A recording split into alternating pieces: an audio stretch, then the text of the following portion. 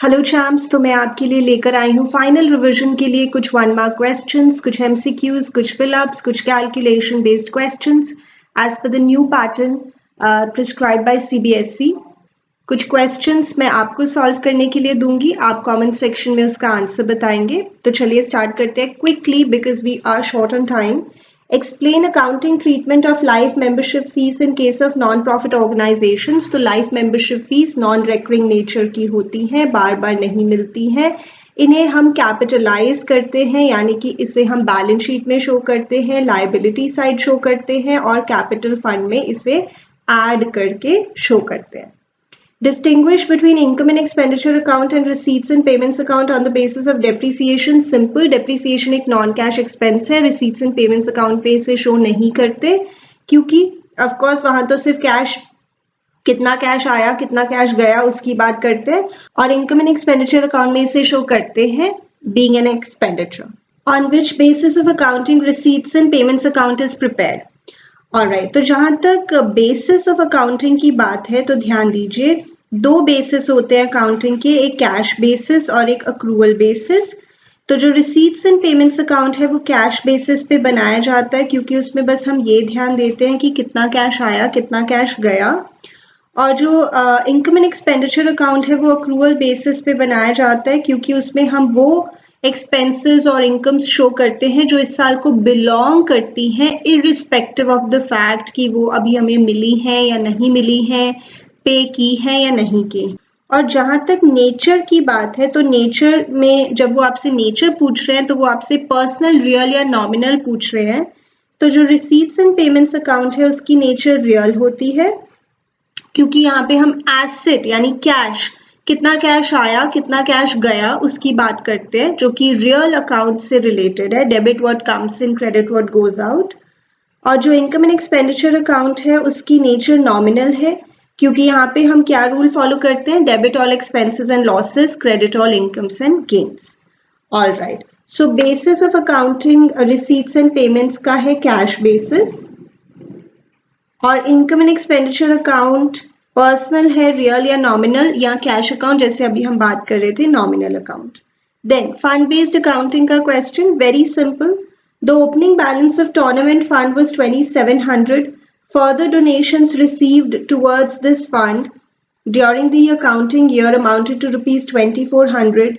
During the year 1750 was spent on prices and 200 sorry 200 was received as interest on investments of tournament fund. तो very simple, जो fund है उससे start करेंगे।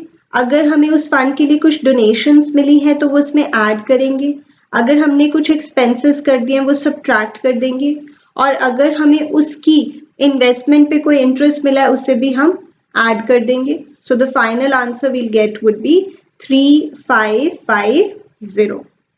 All right. What is the maximum number of partners that a partnership firm can have? So this is 50. Maximum number of partners 50 हो सकते हैं, but थोड़ी सी different बात ये है कि ये एक्ट जो है वो कंपनीज एक्ट 2013 हमें बताती है, तो यहाँ पे आपको ध्यान देना है।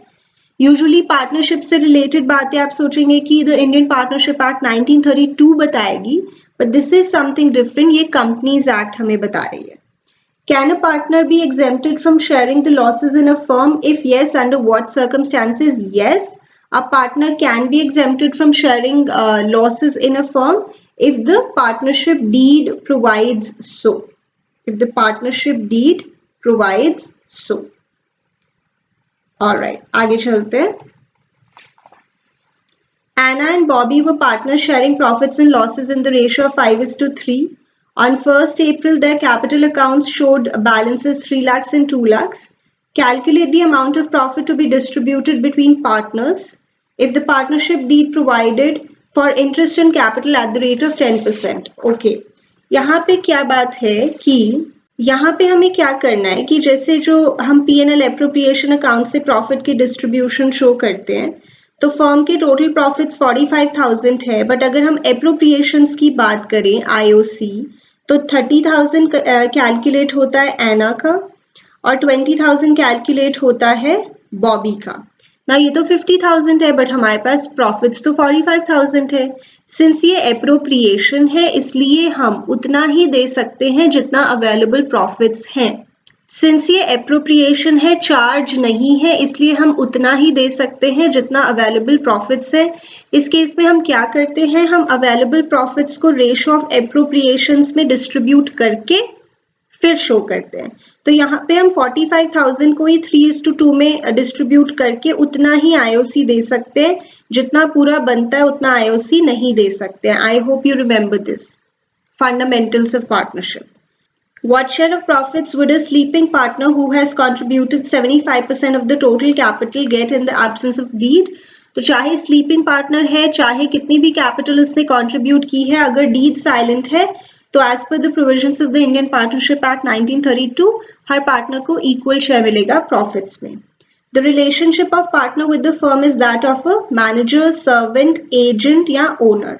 तो एजेंट, पार्टनर जो है वो एजेंट की तरह काम करता है। Next, how does the market situation affect the value of goodwill of a firm? तो इसके लिए आप ये पढ़कर जाएंगे factors affecting the value of goodwill आपके गुडविल चैप्टर में।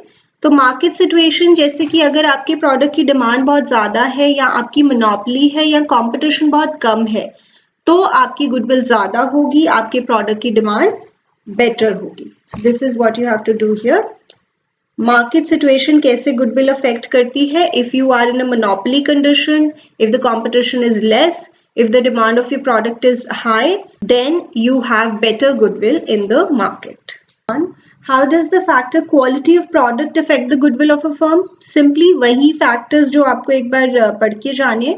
अगर आपके प्रोडक्ट की क्वालिटी अच्छी होगी तो आपका जो टर्नओवर है वो ज़्यादा होगा, आपकी गुडविल भी अच्छी होगी, ज़्यादा होगी। देन आपको यहाँ पे गुडविल कैलकुलेट करनी है सुपर प्रॉफिट मेथड से। सो गुडविल का फॉर्मूला क्या होता है? 4 इंटू मतलब number of years purchase into super profits, तो 4 इंटू सुपर प्रॉफिट्स। और सुपर प्रॉफिट्स क्या होते हैं? Average profits minus normal profits. और नॉर्मल प्रॉफिट्स क्या होते हैं? Capital employed into NRR upon 100। अब देखते हैं यहाँ पे जो हमारे प्रॉफिट्स हैं उसमें एक ओवर वैल्यूएशन ऑफ स्टॉक भी है। तो अगर क्लोजिंग स्टॉक ज्यादा होगा, ये क्लोजिंग स्टॉक की बात हो रही है, अगर क्लोजिंग स्टॉक ज्यादा होगा तो जाहिर सी बात है कि प्रॉफिट्स भी ज्यादा होंगे क्योंकि वो इनकम साइड आते हैं ट्रेडिंग अकाउंट में, जैसे सोच के देखिए। तो अगर प्रॉफिट ज्यादा है, दिस इज अ मिस्टेक क्योंकि ओवर वैल्यूएशन ऑफ स्टॉक वो कह रहे हैं गलत है ये। तो प्रॉफिट ज्यादा है, अब उसे ठीक करने के लिए हम प्रॉफिट कम कर देंगे। तो अब जो हमारे सही प्रॉफिट्स होने चाहिए वो होने चाहिए 2,40,000। ऑल राइट, ये एवरेज प्रॉफिट्स है। उसके बाद आपको कैपिटल एम्प्लॉयड दी हुई है 14 lakhs। 14 lakhs into NRR upon 100, this becomes 2,10,000। तो ये हमारे एवरेज प्रॉफिट्स हैं, ये हमारे नॉर्मल प्रॉफिट्स हैं। इनको हम सब्ट्रैक्ट करेंगे 30,000। 30,000 into number of years purchase 4, तो ये हमारी गुडविल की वैल्यू आ गई 1,20,000। Simple, okay. 14th क्वेश्चन आप मुझे सॉल्व करके बताएंगे कमेंट सेक्शन में। I just read it out for you. Amit and Veena were partners in a firm sharing profits and losses in the ratio of 3:1. Chaman was admitted as a new partner for 1/6 share in the profits. Chaman acquired 2/5 of his share from Amit. How much share did Chaman acquire from Veena? आप मुझे solve करके बता रहे हैं answer. Okay, then ध्यान दीजिएगा इस question पर। Home Store Limited has to redeem 50,000 8% debentures। पहले तो ये क्वेश्चन की लेंथ देख के आप घबरा जाएंगे और ये 1 मार्कर ही है। सो बहुत ही ज़्यादा इजी है, आपको घबराना नहीं है। We are reading it. 8% debentures of ₹100 each on 30th June 19. It should have a balance of 12,50,000 in DRR. तो DRR में उन्होंने बता दिया कि इतने पैसे होने चाहिए। वैसे अगर आप इसका 25% कैलकुलेट करेंगे तो वो यही बनेगा। It decides to set aside amount to DRR on 31st March 2019, ठीक है, on which date it has the following reserves। ये कंपनी के पास ऑलरेडी रिजर्व्स है। देख रहे हैं कि वो पूछ क्या रहे हैं। How much further amount it needs to set aside to DRR? This is extremely easy। अगर आपको टोटल 12,50,000 चाहिए DRR में और DRR में ऑलरेडी 2,50,000 है, तो आपको और पैसे कितने डालने चाहिए DRR में? That is 10 lakhs. तो पहला ऑप्शन तो 10 lakhs ही है, बट हर ऑप्शन में ही 10 lakhs है, तो इससे हमें कोई हिंट नहीं मिला. आगे देखते हैं. And how much it can set aside out of the above reserves in surplus. तो ध्यान दीजिएगा, जो DRR हम बनाते हैं वो हम फ्री रिजर्व्स में से बनाते हैं, यानी ऐसे प्रॉफिट्स में से बनाते हैं which is available for distribution as dividend. ज्यादातर तो आप यही एंट्री करते हैं, surplus that is balance in SPL to DRR. तो सरप्लस तो हम डेफिनेटली यूज कर ही सकते हैं, साथ ही हम जनरल रिजर्व भी यूज कर सकते हैं DRR बनाने के लिए, क्योंकि ये भी फ्री रिजर्व है. तो let me show you in your book also कि हम कौन कौन से रिजर्व्स यूज कर सकते हैं DRR बनाने के लिए. जैसे general reserve, dividend equalisation reserve, surplus तो है ही, that is balance in SPL to DRR. यानी जो रिजर्व्स या जो profits are available for distribution as dividends वो हम यूज कर सकते हैं DRR बनाने के लिए. तो यहाँ पे टोटल हम 4 लाख रुपीज जो अवेलेबल है वो यूज कर सकते हैं. कैपिटल रिजर्व नहीं, कैपिटल रिजर्व लॉक्ड होता है, इसे हम DRR बनाने के लिए यूज नहीं कर सकते. So the correct answer is 10 lakhs and 4 lakhs. यानी और पैसे कितने डालने हैं DRR में? 10 lakhs. और इनमें से हम कौन से रिजर्व्स या सरप्लस यूज कर सकते हैं? So the total is 4 lakh rupees. Moving on. When a firm pays an amount in excess of total amount due to the retiring partner, then excess amount is treated as hidden goodwill. थोड़ा special question हो गया. जब हम retiring partner को ज्यादा पैसे देते हैं, जितने उसके बनते थे उससे भी ज्यादा, तो जो डिफरेंस होता है वो हिडन गुडविल होता है.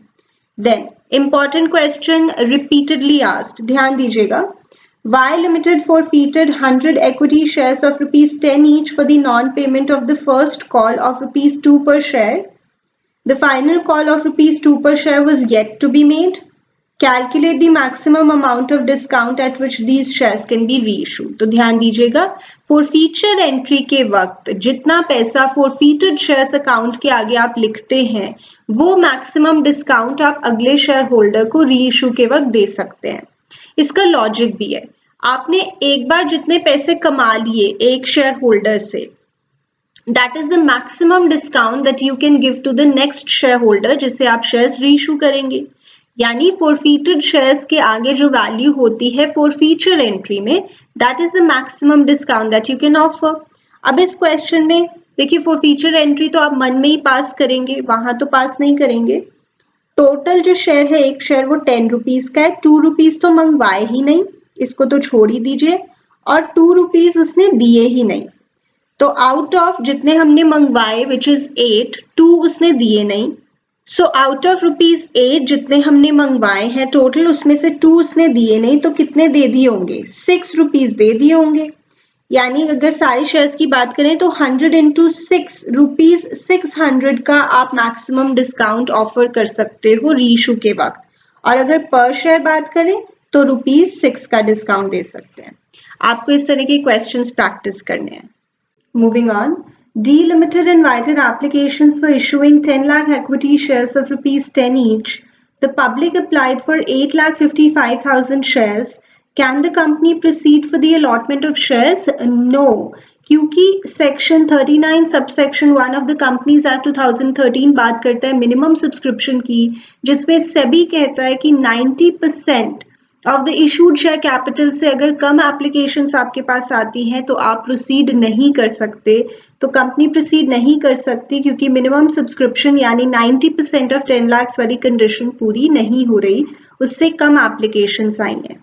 Then discount or loss on issue of debentures will not have dash at the year end, will not have any balance at the year end. जैसे कि आपको पता है कि डिस्काउंट या loss on issue of debentures को आप right of कर देते हो जिस ईयर में इशू करते हो उस ईयर के 31 मार्च को, और राइट ऑफ करने के लिए पहली प्रेफरेंस आप SPR को देते हो, फिर SPL. तो एंट्री क्या होती है? Securities premium reserve account debit अगर अवेलेबल है, then statement of P&L account debit to loss या discount on issue of debentures. तो उसका कोई बैलेंस नहीं बचता क्योंकि वो राइट ऑफ हो जाता है. What is meant by surrender of shares? ये वॉलंटरी बेसिस पे शेयर होल्डर्स अपने शेयर्स कंपनी को देते हैं कैंसिलेशन के लिए। जैसे फॉर फीचर एक तरह से पनिशमेंट होता है कि आपके शेयर्स हम कैंसिल कर रहे हैं, but surrender of shares voluntary होता है, शेयर होल्डर ने वॉलंटरली अपने शेयर्स कैंसिलेशन के लिए कंपनी को दिए। INMBO, a banking company, has outstanding of rupees 5 lakh debentures of rupees 100 each issued in 2009 due for redemption on 30th April. How much amount of DRR? Okay, आपको पता होगा all India financial institutions और banking companies को DRR बनाने की requirement नहीं होती है। तो आपको पता होगा कि बैंकिंग कंपनीज और ऑल इंडिया फाइनेंशियल इंस्टीट्यूशंस को DRR बनाने की रिक्वायरमेंट नहीं होती है, तो वो आपको कंफ्यूज कर रहे हैं, जबकि एक बैंकिंग कंपनी है और इसे DRR बनाना ही नहीं है। No DRR is required.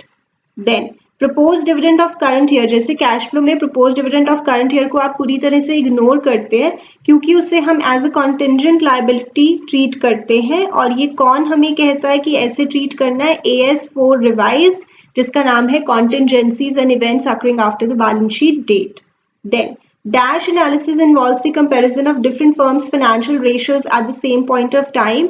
तो ये आपका चैप्टर 2 ऑफ थर्ड बुक है। Please be careful. जैसे 4 टाइप्स के एनालिसिस होते हैं, एक्सटर्नल, इंटरनल, हॉरिजॉन्टल, जिसे हम डायनेमिक या टाइम सीरीज एनालिसिस भी कहते हैं, वर्टिकल, जिसे स्टैटिक या क्रॉस सेक्शनल एनालिसिस भी कहते हैं। जब सेम पॉइंट ऑफ टाइम पे हम डिफरेंट फर्म्स कंपेयर कर रहे होते हैं तो वो क्रॉस सेक्शनल एनालिसिस होता है। Please be careful here also कि जो हम कंपैरेटिव स्टेटमेंट्स बनाते हैं वो एक हॉरिजॉन्टल एनालिसिस होता है, और जो हम कॉमन साइज स्टेटमेंट्स बनाते हैं वो एक वर्टिकल एनालिसिस होता है। प्लीज रिवाइज करके जाइए इसे भी।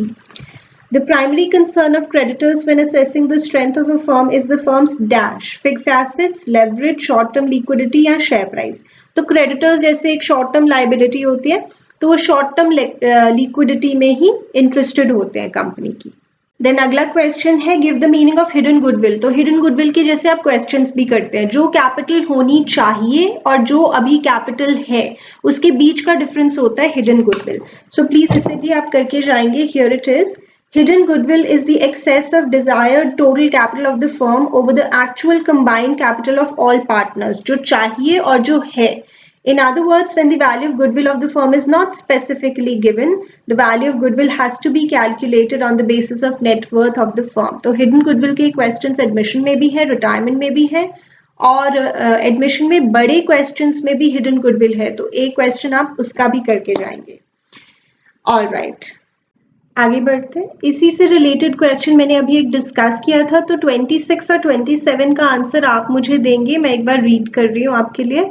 Torix Limited has to redeem 1,08% debentures of rupees 100 each on 30th September 2019. It should have a balance of 25 lakhs in debenture redemption reserve. On 31st March 2019, the company has the following reserves: surplus, DRR, general reserve, capital reserve, values ध्यान से देख लीजिए। Describe the amount it needs to transfer to DRR and also determine the amount the company can set aside out of the above reserves in surplus. तो आप इसका answer मुझे दे रहे हैं कमेंट सेक्शन में। Then Lucky Limited has to redeem 25,008% debentures of rupees 100 each on 30th September 2019. It requires to have a balance of 6,25,000 in DRR. On 31st March 2019, it has the following balances. Again, same thing आपको बतानी है कि कितना पैसा और DRR के लिए रखना है आपको, और आप इनमें से कौन से रिजर्व्स या सरप्लस यूज कर सकते हैं। Then, name the sources that may be available for redemption of debentures, so redemption out of capital and redemption out of profits. State any 2 grounds on which court may order for the dissolution of the firm. So if a partner becomes of unsound mind या a partner is found guilty of misconduct. इसी से मुझे याद आता है कि आपको वो डिफरेंस जरूर करके जाना है, dissolution of partnership और dissolution of partnership firm में क्या डिफरेंस है वो आप करके जाएंगे। Under which section settlement of accounts under dissolution is made? तो this is section 48 of the Indian Partnership Act 1932, जिसमें settlement of accounts जो हम करते हैं, settle करते हैं accounts dissolution के अंदर, वो कौन सा section prescribe करता है? Section 48 of the Indian Partnership Act 1932.